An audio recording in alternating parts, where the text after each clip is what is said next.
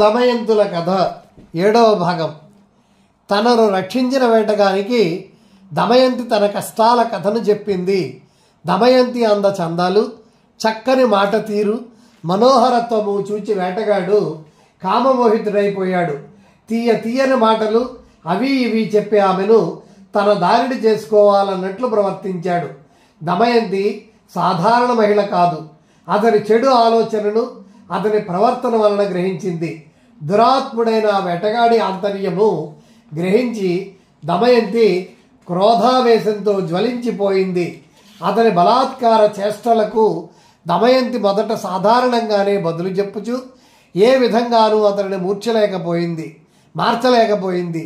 అప్పుడు ఇంక దమయంతి గత్యంతరం లేక ఈ విధంగా శాపమిచ్చింది. నేనే గనక నిషధరాజు నలుని తప్ప మరొకరిని ఇష్టపడని దానినైతే, ఏ పరపురుషుని గురించి మనస్సులో చింతించని దానినే గనుక అయితే, ఈ పాపిష్టి వ్యాధుని చచ్చిపోయి ఈ నేల మీద పడిపోవునుగాక. పతివ్రత దమయంతి నోటి నుండి ఈ మాటలు రావడమే తడవుగా అతని ప్రాణాలు కోల్పోయి తెగి పడిన మూడులా నేల మీద కూలిపోయాడు. ఆ వేటగాడు చనిపోయిన తర్వాత నలుడి గురించి వెతుకుతూ జనరహితమైన భయంకరమైన అరణ్యంలోకి చేరింది. కనబడని పర్వతాలను, నదులను, పశువులను, పక్షులను, చివరికి పిశాచాలను ఏవి కనబడితే వారిని నలుడెక్కడున్నాడు మీకు తెలుసా అని మతి భ్రమించిన దాని వలె అడుగుతూ ఉత్తర దిశగా వెళ్ళసాగింది. ఆ విధంగా తిరుగాడుతుండగా 3 పగళ్ళు 3 రాత్రులు గడిచిన తర్వాత ఒక సుందర తపోవనాన్ని చూచింది. ఆ ఆశ్రమంలో మితభోజనులు, సంయములు, పవిత్రులు, భృగు, అత్రి వంటి వారితో సమానులైన ఋషులు నివసిస్తున్నారు. మృగ చర్మాలు ధరించి ఉన్నారు. ఇవన్నీ చూచి దమయంతికి ధైర్యం వచ్చింది. ఆమె ఆశ్రమంలోకి వెళ్ళి ఋషులకు సవినయంగా నమస్కరించింది. 2 చేతులు పట్టుకొని నిలబడింది. ఋషులు స్వాగతమమ్మా అని చెప్పి అతిథి సత్కారాలు చేశారు. తర్వాత కూర్చో అమ్మా, మేము నీకేమి చేయవలసి ఉంది అని అడిగారు. దమయంతి సంస్కార పరిమళం గల మహిళగా, మీ తపస్సు బాగా సాగుతోందా? అగ్ని, ధర్మము, పశుపక్షులు ఇవన్నీ బాగున్నాయా?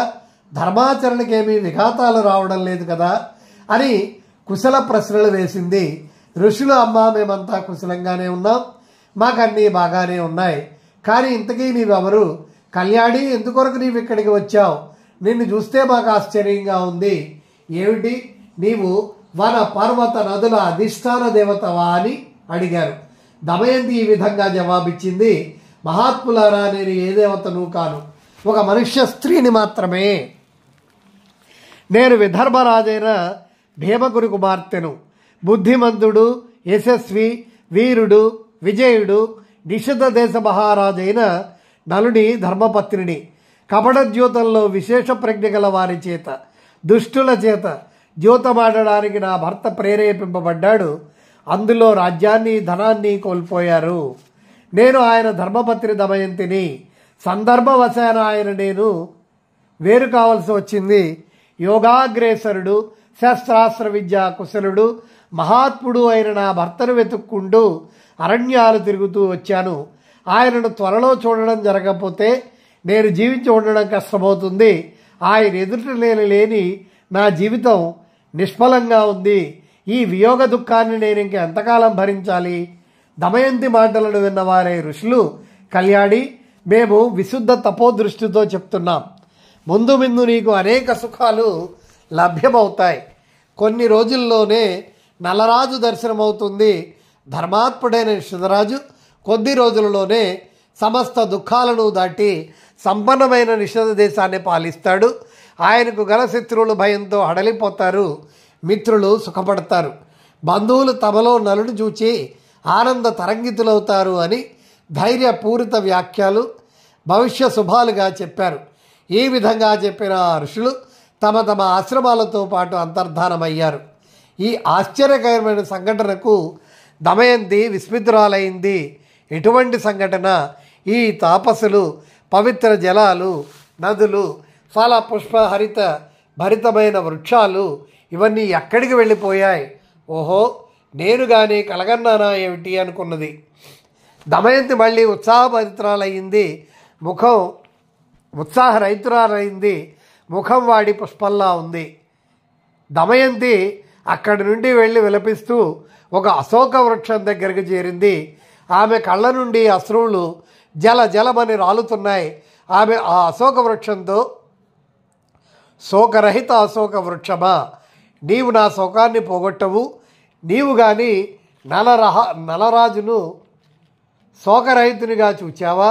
ఓ అశోకమా, నీ శోకనాశక నామాన్ని సార్థకం చేసుకోవు అంది గద్గద స్వరంతో. దమయంతి అశోక వృక్షానికి ప్రదక్షిణ చేసింది. ఇంకా తన ప్రయాణం నలాన్వేషణ ఆశయంతో మళ్ళీ ఆరంభించింది. భయంకర అరణ్యంలో వృక్షాలు, పర్వత శిఖరాలు, గుహలు అన్నీ చూచుకుంటూ నలుడు ఎక్కడుంటాడోనని తీవ్రంగా శోధిస్తూ చాలా దూరం వెళ్ళిపోయింది. ఆ విధంగా వెళ్ళాక దమయంతికి ఎన్నో ఏనుగులు, గుర్రాలు, రథాలతో పాటుగా ఒక వ్యాపారుల గుంపు కనబడింది. ఆ వ్యాపారంలో ముఖ్యుడైన వానితో మాట్లాడాక వారంతా సుబాహుని రాజ్యమైన చేతి దేశానికి వెళుతున్నారని గ్రహించి వారితో పాటు తాను వెళ్ళింది. మనస్సులో తన భర్తను ఎప్పుడు చూస్తానా అనే తపనతో ఆమె ప్రయాణిస్తోంది. చాలా రోజులు ప్రయాణం చేశాక ఆ వ్యాపారులు ఒక భయంకరమైన అరణ్యాన్ని చేరారు. అక్కడ ఒక అందమైన పెద్ద సరోవరం ఉంది. దూర ప్రయాణం చేసి రావడం వల్ల వారంతా అలసి సొలసి ఉన్నారు. అందుచేత వారు అక్కడే విడిది చేశారు. దైవం వ్యాపారులకు ప్రతికూలంగా ఉంది. రాత్రి సమయాన అరణ్యపు ఏనుగులు యాత్రికుల ఏనుగులపై విరుచుకుపడ్డాయి. ఆ ఏనుగులకి ఈ ఏనుగులకి జరిగిన అల్లకల్లోలంలో వ్యాపారులందరూ నష్టభ్రష్టులయ్యారు. ఈ కోలాహలం విన్న దమయంతికి నిద్రాభంగమైంది. ఆమె మహాసంహార దృశ్యాన్ని చూసి పిచ్చిదానిలా అయ్యింది. ఆమె ఎప్పుడూ అటువంటి సంఘటన చూచి ఉండలేదు. అందువల్ల ఆమె భయపడిపోయి అక్కడి నుండి వెళ్ళిపోయి రక్షింపబడ్డ మనుష్యులున్న చోటుకు వెళ్ళింది. తర్వాత ఆ మహాసంహారంలో మిగిలిన వారైన పండితులు, నిగ్రహశక్తి గల బ్రాహ్మణులతో కలిసి వెళ్ళసాగింది. అర్ధవస్త్రధారణతోనే ఆమె ప్రయాణిస్తోంది. సాయంకాలానికి చేది రాజేంద్రుడైన సుబాహుని రాజధానిని చేరింది.